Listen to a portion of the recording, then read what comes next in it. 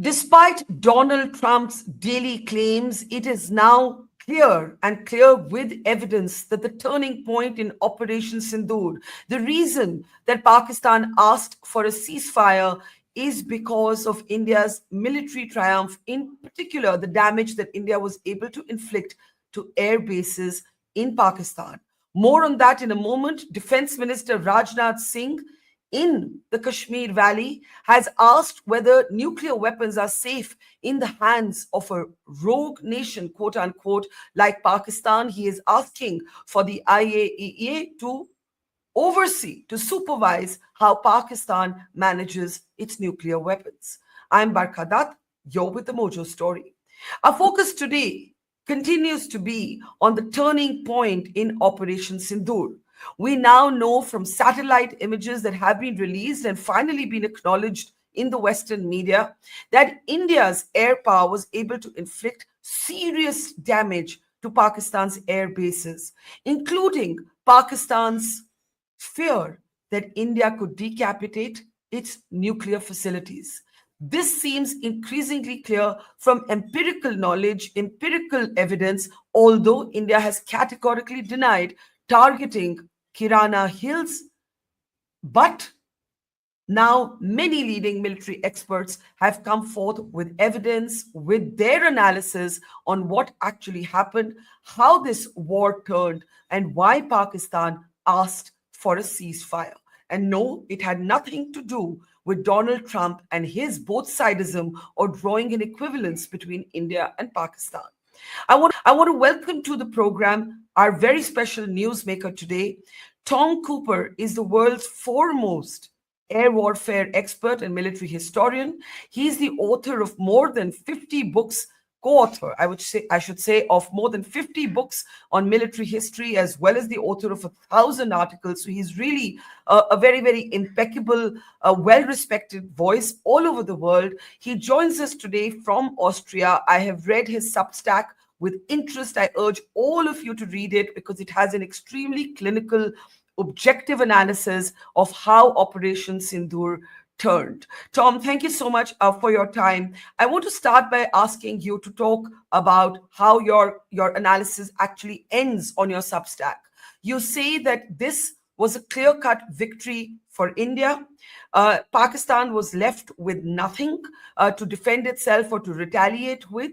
I want you to elaborate. We now have videos released officially by the Indian military, but also satellite images available for the world to examine that actually buttress the argument that you have made that the air bases, whether Noor Khan, Rahim Yar Khan, Sargodha, Jacobabad, a whole slew of them, the damage that they faced, whether it was a runway demolished, whether it was a hangar demolished, whether it was a aircraft burnt. Talk a little bit about this phrase that you use, clear-cut victory for India.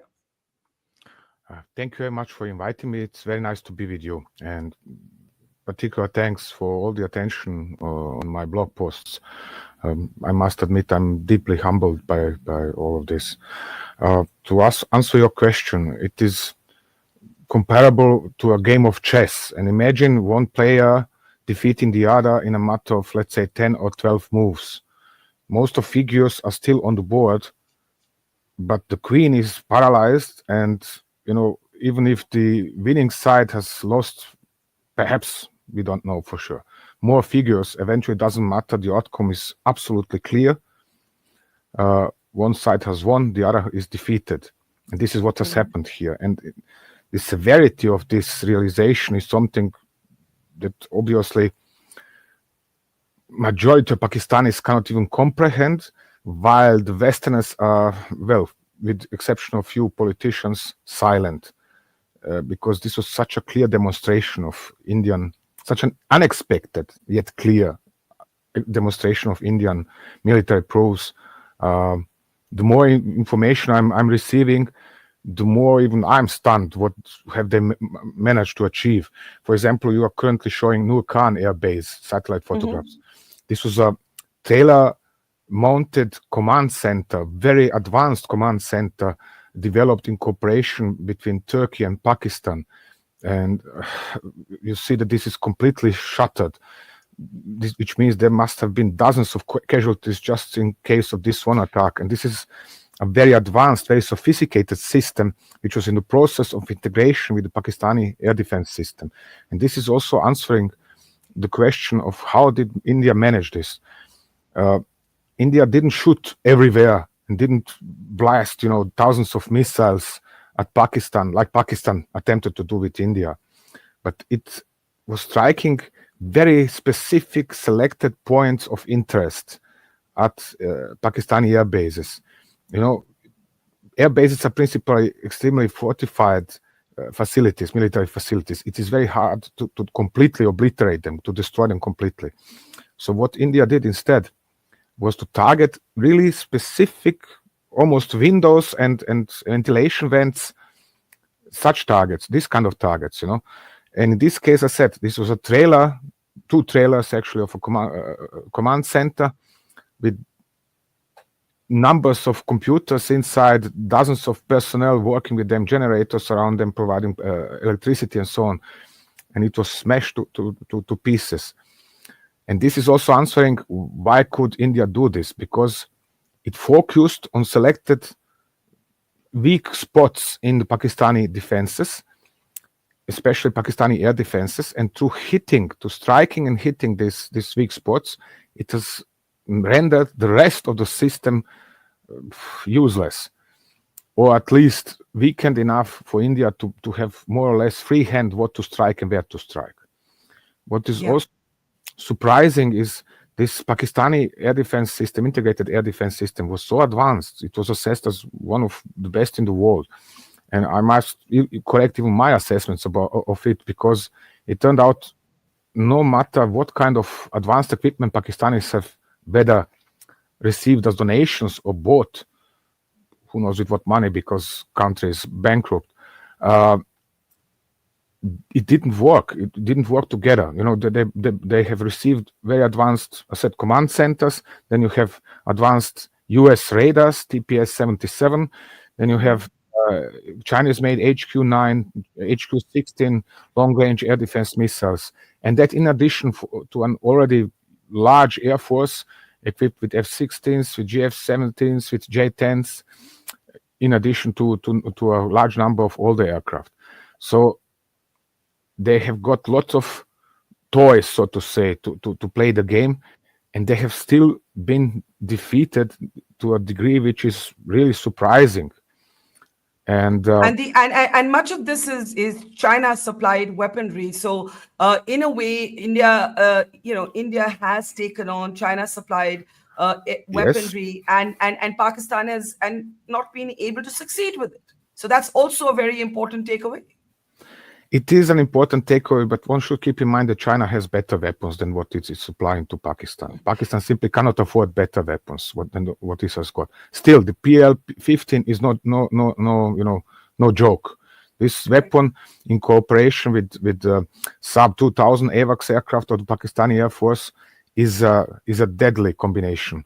And this obviously took Indian Air Force a surprise. But on the other hand, I said, both the Air Force, the Armed Forces Command, and even and this is particularly surprising, after decades of watching, India playing the good guy and a nice guy on the international scene, switch the strategy for 180 degrees, so much so the Pakistanis are now complaining that India is a rogue nation all of a sudden, because kind of how could they are targeting our nuclear weapon storage facilities. Well, the Pakistanis have themselves imposed red lines like the Indus Water Treaty, like blockade of Karachi or economy, or strikes on such facilities. And Indian armed forces have reached a position, or established themselves in a position through strikes on Pakistan, where they are dictating what and how is happening. And that is what forced Pakistan to demand or sound ceasefire, which hasn't happened actually since 1971. So yeah, again, it is very, very it is striking development, striking series of developments indicating very methodical, very systematic approach by the Indian armed forces, and also very clever management by the government. You see also in the aftermath of all of this, what Prime Minister Modi has said, that he is not going to negotiate with terrorists. So, this is such a stance it is indicative of self-confidence, of superiority. Absolutely new for India. We've heard lots of politicians including Mr. Modi, making strong statements, but this is now confirmed by military superiority, and this is something absolutely unusual to Pakistanis. They are in deep shock over what has happened to them. Right. Pakistan is indeed in deep shock, Tom. And one of the things that they tried to do was to, till all of this evidence was, placed in the public domain and accessed by experts like you, they tried to feed a bunch of lies. And I think some of those exaggerations are now being called out by neutral experts. Yeah. My question to you is on the nuclear question. And I ask you this because the Prime Minister Modi, in his speech, said that India would no longer accept nuclear blackmail. And what has typically happened in the past is that Pakistan has believed that it can inflict terrorism on India because India's options under the nuclear threshold are limited. With Operation Sindoor, I think India has demonstrated that there can and will be kinetic action under the nuclear threshold.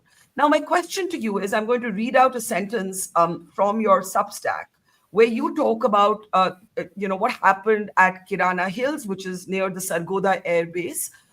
India at its briefing said, almost humorously, the Air Marshal said, "Oh, we didn't know there were any nuclear facilities at Kirana Hills," and he chuckled, and then he said, "This was not on our list of targets," right? You write in your Substack, somebody or something blew up the entrance to the nuclear storage site at the Sargodha complex. You also go on to say that Pakistan clearly reached a point in this operation that it could not even protect its own nuclear weapons. And that's the time it goes into a tailspin, possibly reaches out to the Americans. The Americans then say, "Oh my God, maybe there's Trump starts making his comments about, oh, this is so dangerous, etc." And the Pakistan DGMO then calls India. I want you to talk about what your assessment is of what actually happened, in regard to the gates, as you have said. You have said that the gates of the entrance to the nuclear storage site at the Sargodha complex was hit. Yes. Well, for me, the first signs of trouble in Islamabad, as I call it, appeared already on 8th of May. This was in the aftermath of the Indian UAV strikes and missile strikes on Pakistani air defense system. All of a sudden, you had lots of media reports in style of, Turkey is rushing to Pakistan's aid and it is siding with Pakistan and United Arab Emirates, and Al Jazeera is publishing this, in favor of Pakistan and that. And all of a sudden, the entire media narrative changed in Islamabad, and not only in Islamabad, but in Turkey as well and several other countries. So why is this necessary if everything is okay? Just a day before they were all, happy about shooting down or claiming to have shot down so many Indian Air Force aircraft. But now all of a sudden, what do you need? Ascertaining the population that Pakistan is supported by Turkey, by Azerbaijan, and who knows who else. So this was the first time for me that something is not okay. Then I saw to the social media, are there indications that something is going wrong? And then, it took 24 hours or even more to realize, okay, something is going very badly wrong. When you see Indian Harop UAVs striking HQ-9 surface-to-air missile system de facto inside Lahore, then it is clear that Pakistani air defenses are not working the way they should. And then the peak of all of this was this video, you are currently showing it, where you see strikes at the entrances to the underground nuclear storage facility. Okay, let's say this is supposed to be underground nuclear storage facility. I mean, I don't have documentation that would say it is. But this hill that was the side of which was hit. This is the center of missile garrison, one of the biggest missile garrisons in Pakistan. It's a huge military facility, about, I don't recall, 7 or 10 kilometers south of Sargodha, or Mushaf Air Base of the Pakistani Air Force. So there are over 40, if I counted them correctly, over 40 hardened shelters for ballistic missiles to the Pakistani armed forces. And then on its northwestern side, there are these two entrances into underground facilities. Now, why do you build such an underground facility inside such a complex? You do not do that in order to grow vegetables or any other kind of whatever, but you are doing this in order to store your nuclear warheads. Why? Because that way you only need to pull them out of that facility, bring them 1 kilometer further to the missiles, install them, and fire the missiles. In this case, this would be on India. So India said it didn't strike this and didn't know it is that it is that way. As Well, India said it did not target. India said it did not target. Yeah, I mean, I also meanwhile consider this for sarcasm. Why? Yeah. Because there is an agreement according to which Pakistan has to inform India, and India has to inform Pakistan as well about their nuclear facilities. So they wouldn't wouldn't target such objects in the case of war. But Pakistan never declared this facility, these two entrances, that this is some kind of nuclear storage site. So Pakistan lied, and therefore Air Marshal said, well, we didn't know that it is there, we didn't target it. On the other hand, it is absolutely sure, even before I figured out that this is sarcasm, the Pakistanis wouldn't shoot at such facility. And I said, after decades of studying Indian military sciences and the way the Indian military commanders are commanding, they are conservative, they are not reluctant, but overcautious. They do not shoot randomly around the place. And it was obvious in this operation even more, so they are targeting only very, very, very specific, very selected points inside Pakistan. Not everything, not everywhere.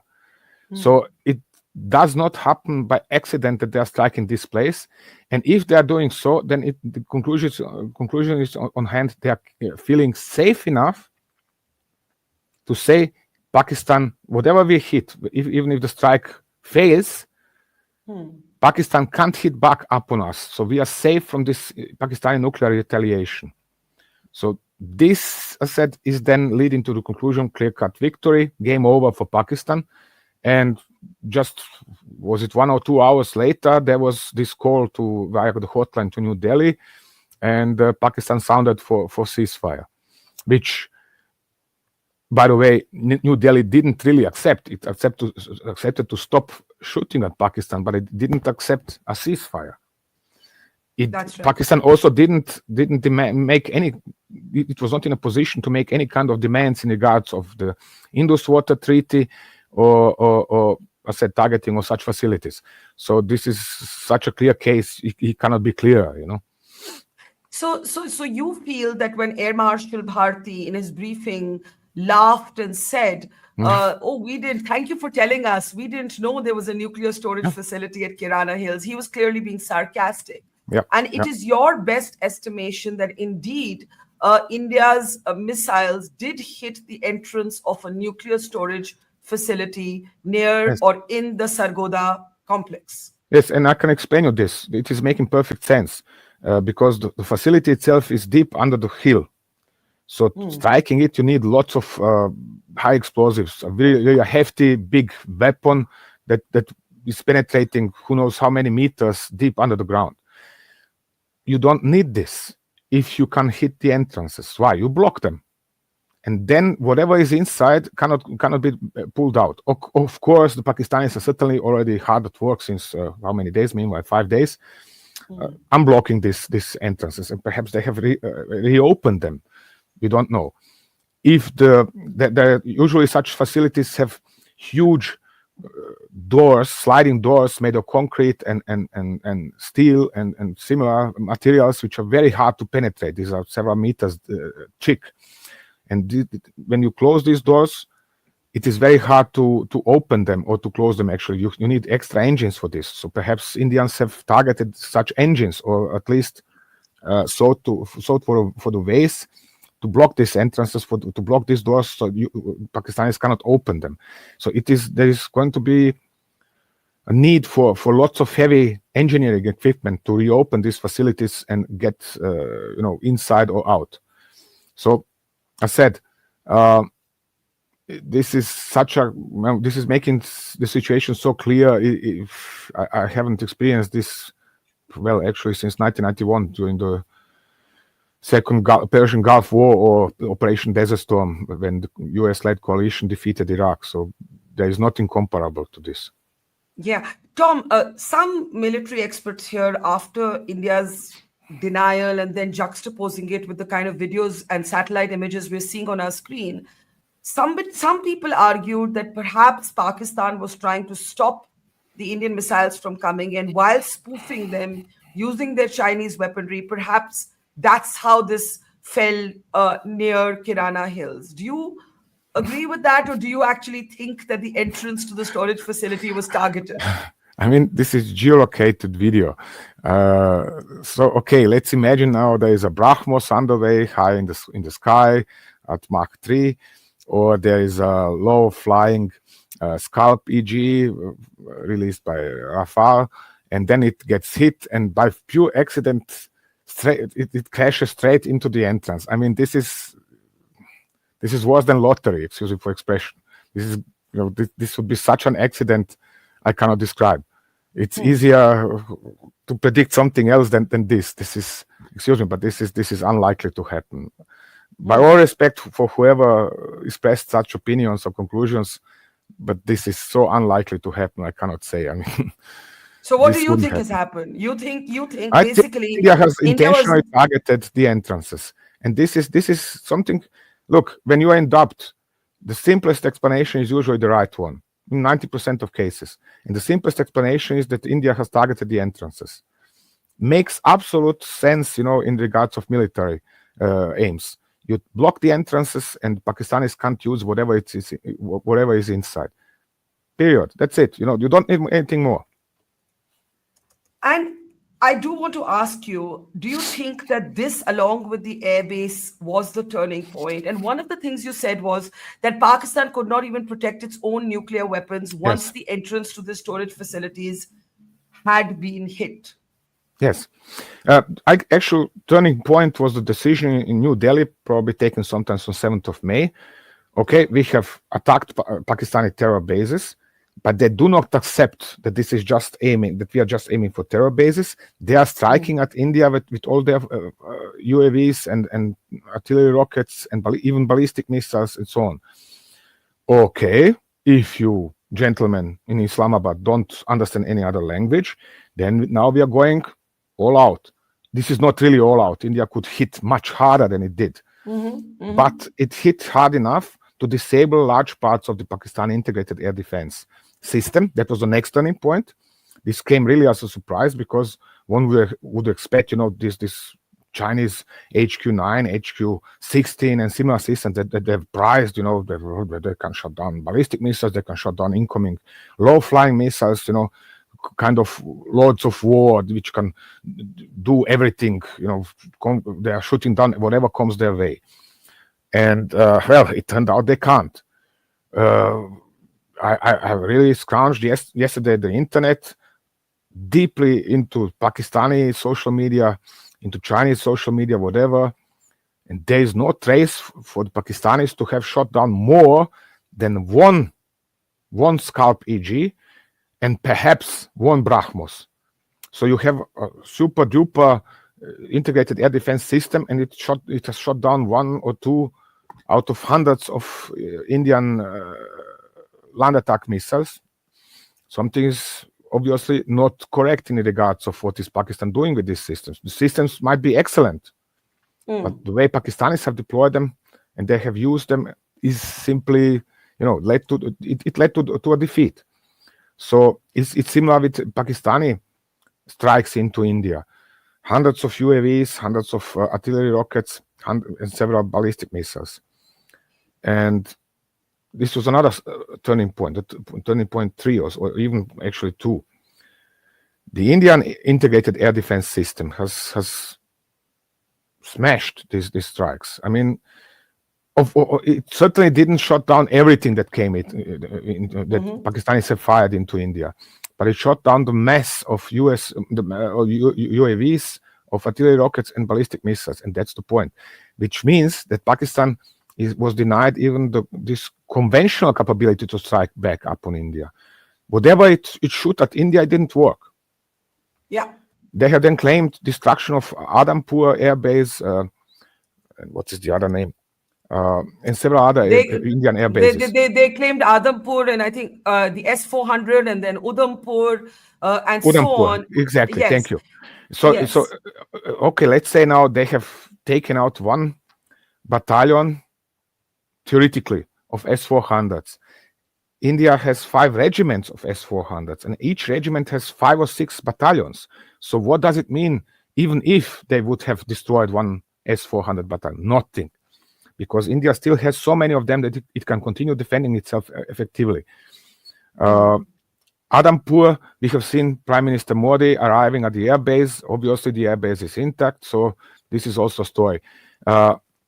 Sure, there were also casualties, Indian casualties, because again, some of UAVs and some of the rockets came through, were not shot down by Indian air defenses, but these were so few that in grand total, it made no difference. It just went like this. And at some point in time, one should keep in mind, Pakistan is bankrupt.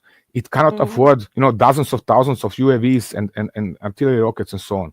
So the problem is, from a Pakistani point of view, that their stocks, especially of UAVs, were too low. And you could track on Flight Radar 24 and similar websites the flight of Pakistani transport aircraft to Turkey. Obviously, they sent an aircraft to Turkey to pick up more drones. Well, but it was still not enough. Then you have shutdowns of Turkish-made Anka observation UAVs, which are flying high, slow, which are stealthy, and so on. Nope, shot down. Pakistani ballistic missile intercepted, shot down, and so on and so on. What kind of weaponry? Indian weaponry. This is also important. You have more successful air defense system in India was Akash, which is own design, own production. Not S-400. S-400 is prized and so on, but actually the most important was Akash, plus Barak 8, which is made in cooperation with Israel. But what also came as a big surprise, this really took me by surprise, this was the Indian capability to defend itself against drones. These are slow objects, and because they are so slow and small, they are very hard to detect with the radar. You need specially calibrated radars in order to detect and track UAVs. All of a sudden, India is shooting them down in droves. And this Indian development of counter UAV capabilities, this passed absolutely unnoticed outside of India. And still comes, all of a sudden there's a system, look, they're shooting at them, they're shooting them, boom, boom, boom, boom, boom, 4 or 5 at once almost. So there's lots of capability that has India managed to develop over the last several years, obviously, and that remained hidden even from Pakistan, not to talk about wider public outside of India. It's actually a shame that a lot of this capability is not paid attention by the West. So yesterday evening, I went through just to check what are the other authors or analysts writing. They are silent about India. They felt since 10th of May, they're all, look, squirrel, let's talk about something else. Yeah, that's because they had a series of inaccurate articles in a lot of the Western media in the beginning. We finally have the New York Times and the Washington Post getting around to seeing the satellite images and discovering that they were wrong in their early reporting. I want to just go back for one moment to the nuclear question. When you said that Pakistan's deterrence basically failed, right? So a couple of things happened simultaneously. Pakistan, as you said, is bankrupt. They were running out of stocks. You write that in your Substack as well, that by the 10th, they were seriously short. on stock. So that was one. You also say, of course, that the entrance to the nuclear storage facility was hit. The air bases were devastated. Now, when you say Pakistan could not even protect its own nuclear weapons, and even the nuclear weapons were not an option for them, basically their entire deterrence failed. Can you elaborate? Can you elaborate on that? Well, it is the same like with their UAVs, artillery rockets, and ballistic missiles. If they deny the use of nuclear weapons, then what's the point of having nuclear weapons? It's as simple as that. If somebody attempts to pull a gun and his opponent or her opponent stops him, prevents him from pulling a gun and actually shooting, then this gun is useless. And this is in this case as well. Pakistan was threatening India, with nuclear strikes and retaliation and red lines and whatever else. And India disabled this system, the Pakistan command and control system, and the storage sites to the degree where the Pakistanis were left without options, that they couldn't make use of their nuclear arsenal.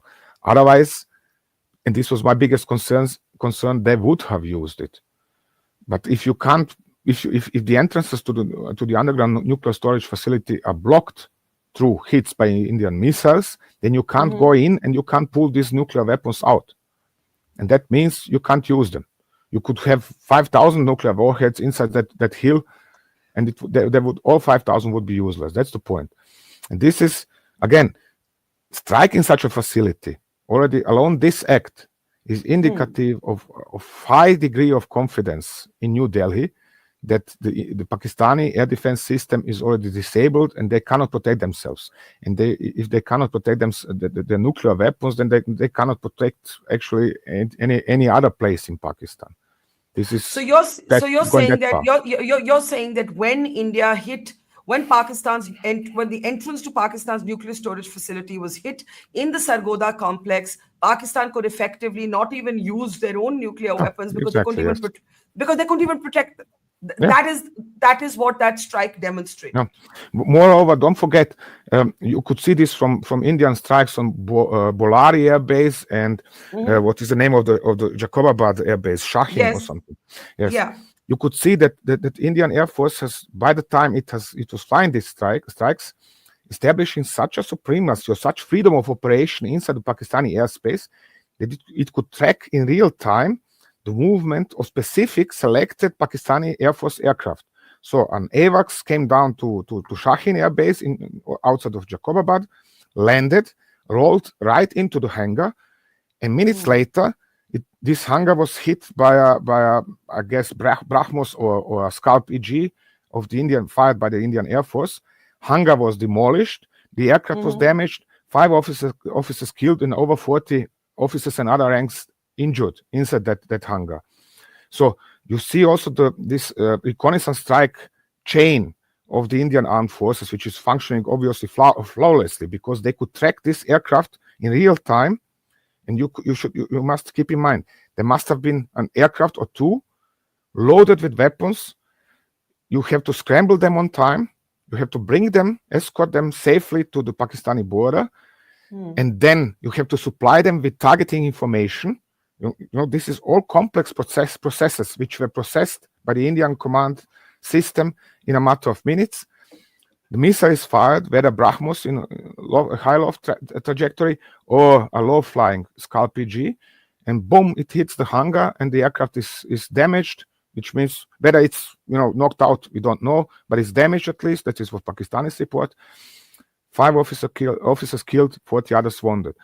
I mean, this capability, this is what is also denying the Pakistani nuclear retaliation, because Pakistanis, you should keep in mind, their armed forces, they know better than all of us together, including the Indian command of the Indian armed forces, how hard they have been hit.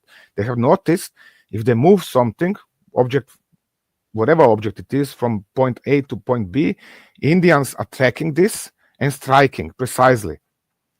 And this is where, I said, this is like chess. Game over in 10 moves. You can't do anything. You are paralyzed. Whatever you do, you are hit. When you try to hit the Indians, or India, in this case, it's not working. So what shall you do? At that point, that was morning of 10th of May, it is not surprising that Islamabad has sounded for ceasefire, because they knew if this goes on for any longer, India is going to really debilitate the country. And I'm talking about actually going so far that India could have, theoretically, destabilized Pakistan completely. Because if you damage the Pakistani armed forces hard enough, the country, that is all the theories about such an outcome of the war I've read so far are stipulating that Pakistan will fall apart. And this was also why India in turn accepted this offer for a ceasefire, because India does not want to trouble itself with 250 million of Pakistanis. Excuse me for expression. This might sound very brutal, very cynical too. But why trouble a country of 1.5 billion of people, India, with 250 million of Pakistanis, including dozens of thousands who are extremized and armed? So, let them do their own device. Yeah, many questions there. But the big thing that you have said is that had Pakistan not asked for the ceasefire and had this continued, India could have totally debilitated Pakistan, given the military advantage to India at this stage in the operation. Now, my question is, we have India's defense minister today saying Pakistan's nukes need to be supervised. They should come under the IAEA. The IAEA has also given a statement saying there's no evidence of radiation. There was a lot of chatter after these reports came that the entrance gates to the nuclear storage facilities were hit, that there was some sort of radiations and the Americans were running to contain it, etc., etc. We now have an official statement from the IAEA that no radiation, there is no evidence of any radiation. So that's point one. And point two, our defense minister has said that you can't trust a country like Pakistan where the military attends the funerals of terrorists. And, we can bring that picture up as well. You would have seen it as well. What do you think about that? Do you think nukes are safe in the hands of an unstable country like Pakistan? This is an excellent question. I instantly tell you why. For decades already, since the early 2000s, there is a low K or low footprint, or how shall I describe it? There is a discussion going on in the United States initially, and then in Europe as well, about the safety of Pakistani nuclear arsenal. Already back then, there were several studies, and they have concluded that Pakistani nuclear arsenal is not the least safe, that it could easily be overrun by such like the Taliban.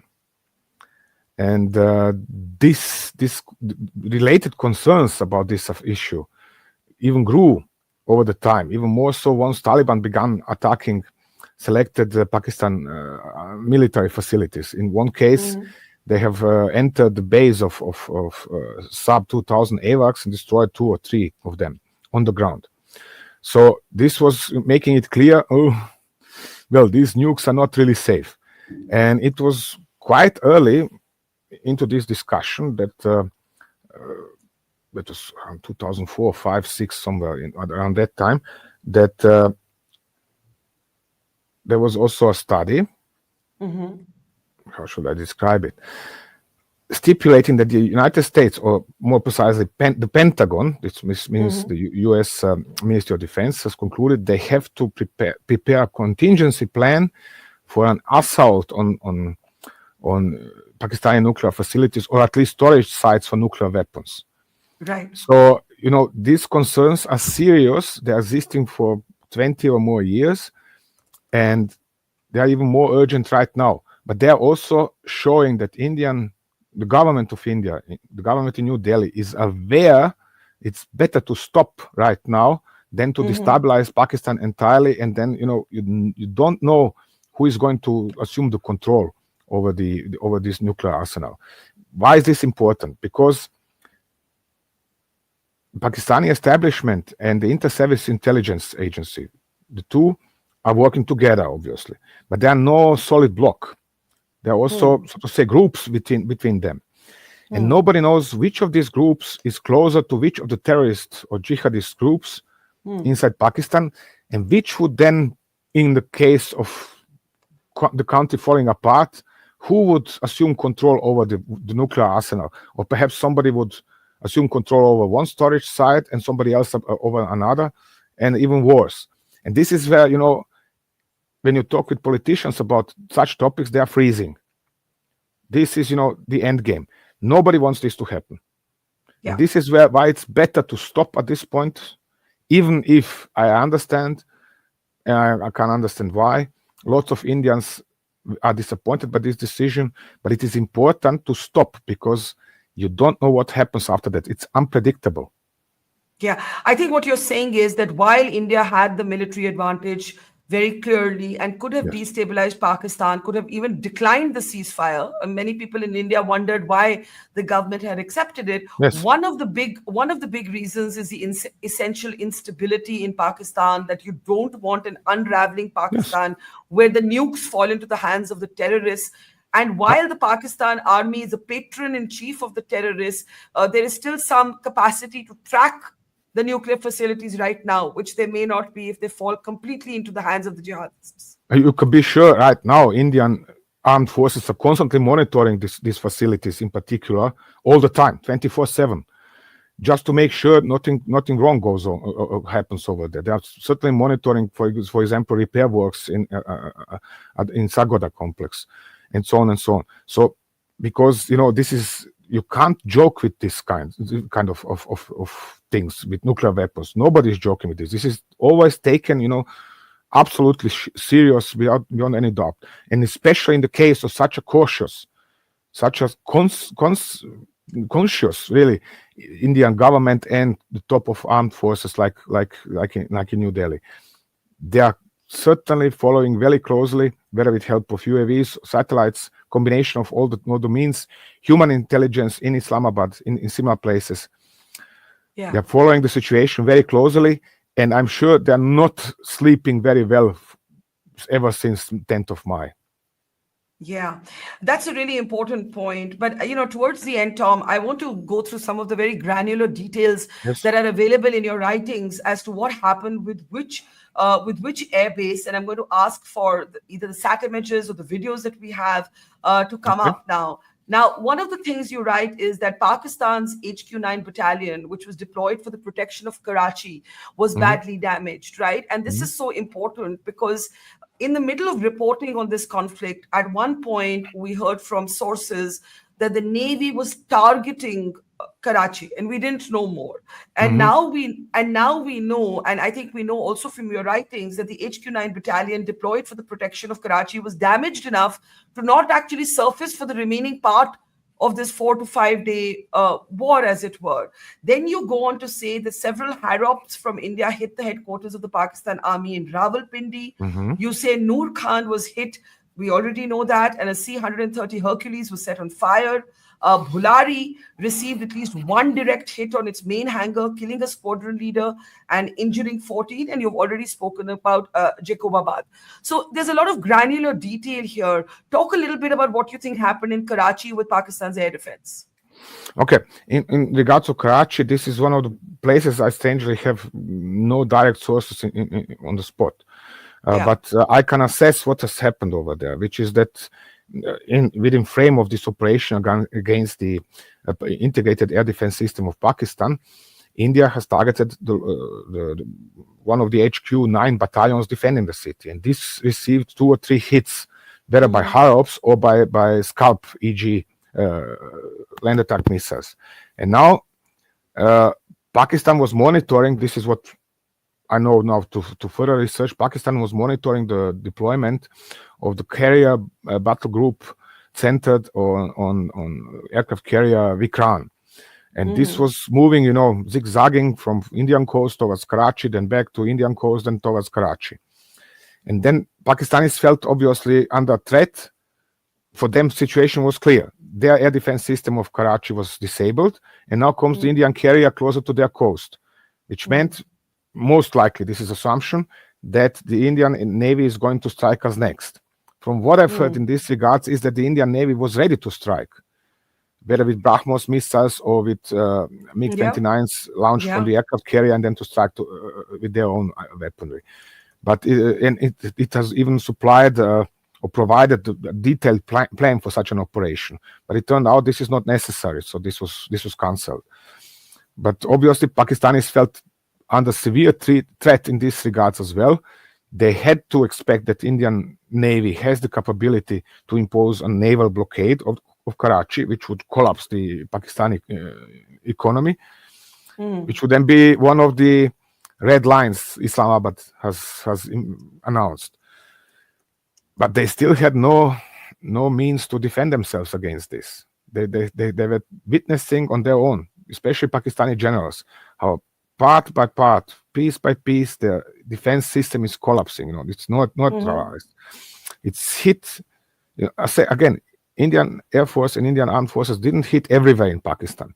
The numbers sound very big and so on, but actually they were striking carefully selected points, which really hurt Pakistan very badly, like this hangar, like this command center, like nuclear storage facility, like HQ9s and HQ16s, and so on and so on. So this was speaking a very clear language for the Pakistanis. They were watching, the work of 20, 30 years of building up their military power falling apart like a house of cards. And they couldn't do anything about this. Again, Pakistanis, you should keep in mind, I have enough contacts in Pakistan to say this, and this for decades already. They do not know what the word capitulation. They cannot even think about this. They cannot even now comprehend what kind of a defeat their country has experienced. They're either not communicating with me anymore because of my posts, or some are sending me really offending posts, or at least trying to offend me. Because they feel offended that I came to the idea that Pakistan was defeated. How can I write such things? The point is, they cannot understand this. They cannot accept this. And moreover, their own prime minister has announced a victory. So how comes now that then some Austrian there is declaring them for defeated? This is absolutely incomprehensible to them. They therefore expecting them to just give up and call New Delhi and say, could we have a ceasefire, please? That is, this is also coming as a surprise. I wouldn't have expected Pakistan to do this, but they did. And if they did, I they guess had a good reason for doing this. Yes, they had no option. They had no option. Yes, look, game over. I said game over. Simple as that. Yeah. Let me ask you in the end. The Prime Minister has pretty much effectively announced a new security doctrine for India, and that doctrine is another terror attack equals kinetic action. Right? Yes. Now, I want you to give me a sense of what this might mean. Going forward for the region, that the world should understand, because Donald Trump makes a lot of off-the-cuff comments like he was responsible for brokering a ceasefire. India has rejected that flatly, and you have explained in very detailed, granular military terms why the Pakistanis had to ask for a ceasefire on a day, by the way, that they tried to send a missile somewhere in the direction of Delhi. It was intercepted 200 kilometers away. I was on the ground in Jammu, and drones as they were intercepted by India's air defense. The debris of that was falling in residential colonies. Yes. One of the other points that you made in your writings that we sorry, could we come out of that? The sound is distracting me. One of the other points that you made in your writings that we haven't spoken about is that Pakistan started targeting places of worship, cities that home to, like Amritsar, home to the Golden Temple. Could you talk a little bit about that sort of panic that we saw in Pakistan, where, this is the Gurdwara in Poonch that was hit by Pakistani shells? Yes. Talk a little bit about that. Well, for example, Amritsar, it is a famous place. It's well known outside of India. And this is a holy site of the Sikhs.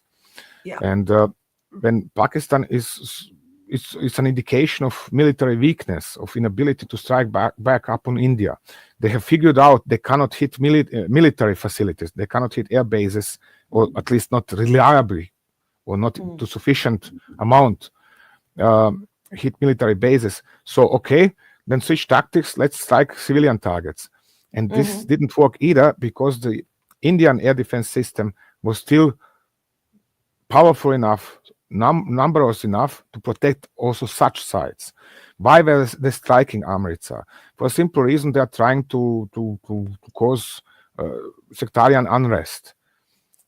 We know that there was an insurgency of the Sikhs for almost a decade or even longer. So they are trying to instigate something similar, to provoke the Sikhs into turning against the government in New Delhi. Yeah. Actually, again, this is a sign of Pakistani military weakness, nothing else.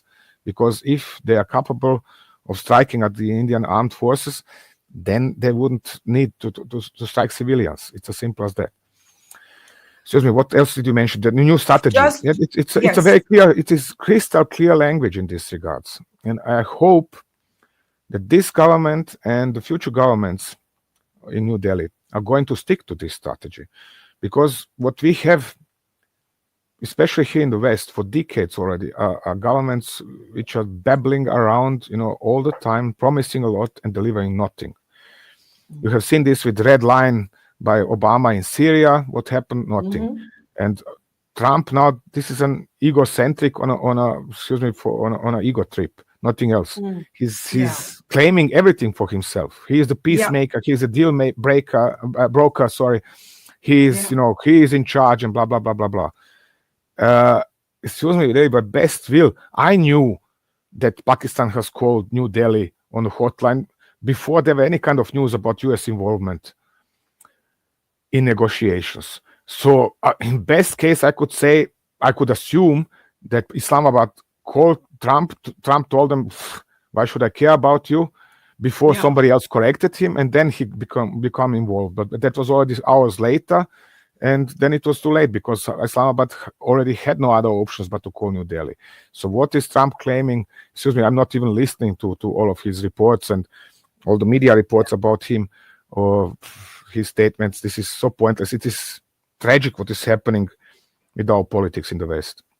Absolutely. I'm so glad you put that into context because a lot of Indians are just so irritated to hear Donald Trump make this point, not once, but like literally every day. And as you mentioned, Pakistan was left with no option, no military option, but to dial India and ask for a ceasefire. If you permit me, just Sure. I hope I didn't understand you wrongly. I'm an Austrian, so Donald Trump is not my president. Although I know. I didn't say that. Okay, just to make sure. But our Austrian government is not much better. Don't worry. So let me end with that final question. What do you think the West and the Western media hasn't understood about this operation? Nothing. They've understood nothing? Nothing. Because if you check the CNN appearances, for example, CNN reports, Pakistan done this and Donald Trump and Islamabad and nobody's even talking about New Delhi. If you check Reuters, the same. If you check New York Times, there was just a little bit damage and it was nothing serious. Hey, hello, nuclear power has sued for ceasefire. How do you think this is happening? Because you have seen five satellite photographs and these are showing 5 holes on some roofs. This is not happening by accident, but this capability to analyze, to neutrally analyze, soberly analyze and say, I don't care whether it's Russian or Chinese or whoever weapons used by this or that side. Let's see what are they doing with this weaponry. And let's see what are the results of that weaponry and how are they deploying it. Are they skilled in using that weaponry or not? This is what matters in my profession. And I'm telling lots of people things they do not like to hear. I'm sorry for that, but this is my job to tell them such things. I'm also telling Indians regularly things they do not like to hear. I was severely critical of India, even as of 7th of May. And I told this strike on terrorist camps, yes, wonderful, nice and great, but you should have hit Pakistan with all your military power instead of striking straight at only the terrorists. Because you are nice guy, this is nice for you, but in grand total, this is not helping your country become safe. What helps your country become safe is hitting Pakistan so bad that they are remembering this even in 30 years from now. And this is what has happened now. Well, eventually it happened because your first part of your Substack did make that point, but by the second part, the operation had shifted quite substantively. And as you said, Pakistan had no option but to ask for a ceasefire, and the Western media has not understood. Literally, they're not paying attention. They're ignoring this fact. It is okay. Let's accept the official stance from CNN and Reuters and in similar instances. Nothing happened over there. Let's continue business as usual. I said a squirrel. Look, a squirrel. Well, it is galling. I'm laughing right now, but I can tell you Western media is just absolutely galling. We thank you for adding much needed perspective, information, and really granular research, Tom. Hope to connect with you again soon. Learned a lot from you. Tom Cooper, one of the world's leading war historians on our program. Thank you, Tom. Take care. Stay safe and see you soon. Thank you very much. Thank you very much for your attention as well. Bye-bye, Tom. Bye-bye. It's great to see you here. Thank you for watching our work. If you haven't subscribed yet, don't forget to click the bell icon and subscribe to Mojo Story and support independent, robust journalism.